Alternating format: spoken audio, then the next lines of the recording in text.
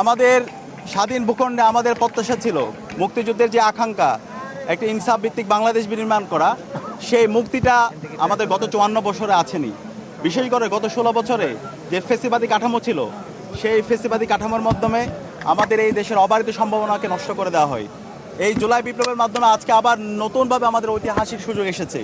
আজকের বিজয় দিবস থেকে আমাদের প্রতিজ্ঞা হলো গত 16 বছরে এবং গত 54 বছরে বাংলাদেশকে যারা একটি অকার্যকর রাষ্ট্রে পরিণত করার জন্য চেষ্টা করেছিল, বাংলাদেশের যে অবারিত সম্ভাবনা সেটাকে নষ্ট করার চেষ্টা করেছে গুম, খুন, আয়নাগর প্রকল্প এবং সর্বশেষ 24-এর যে জুলাই বিপ্লব, সেই বিপ্লবে যারা গণহত্যা এবং শিশু হত্যা করেছে, খুনি হাসিনা এবং তার দূষরদেরকে এই স্বাধীন বাংলাদেশে বিচারের আওতায় নিয়ে এসে এই স্বাধীন বাংলাদেশে ইনসাফ কায়েম করা, এটা হচ্ছে আজকে আমাদের প্রথম প্রতিজ্ঞা।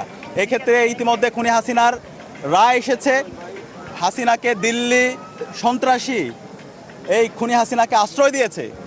আমরা অন্তর্বর্তীকালীন সরকারের কাছে অনুরোধ করছি এই খুনি হাসিনাকে দ্রুত সময়ের মধ্যে দিল্লি থেকে বাংলাদেশে এসে তার রায় কার্যকর করতে হবে এবং একই সাথে যত অপরাধী, যত গণহত্যাকারী এবং শিশু হত্যাকারীরা দিল্লিতে আশ্রয় নিয়েছে, তাদেরকে দেশে এনে স্বাধীন বাংলাদেশে তাদেরকে বিচার করতে হবে। সেটা হচ্ছে আজকে আমাদের বিজয় দিবসের অন্যতম একটি প্রতিজ্ঞা।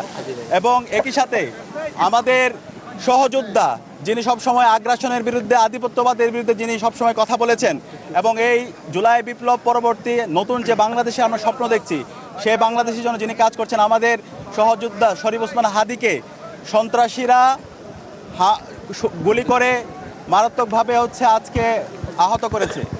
সেই সন্ত্রাসীদেরকে দ্রুত সময়ের মধ্যে অ্যারেস্ট করে তাদেরকে বিচারের আওতায় নিয়ে আসা এবং এটার সাথে যারাই পরিকল্পনাকারী আছে, পরামর্শদাতা আছে, নির্দেশদাতা আছে, তাদেরকে দ্রুত সময়ের মধ্যে আইডেন্টিফাই করা।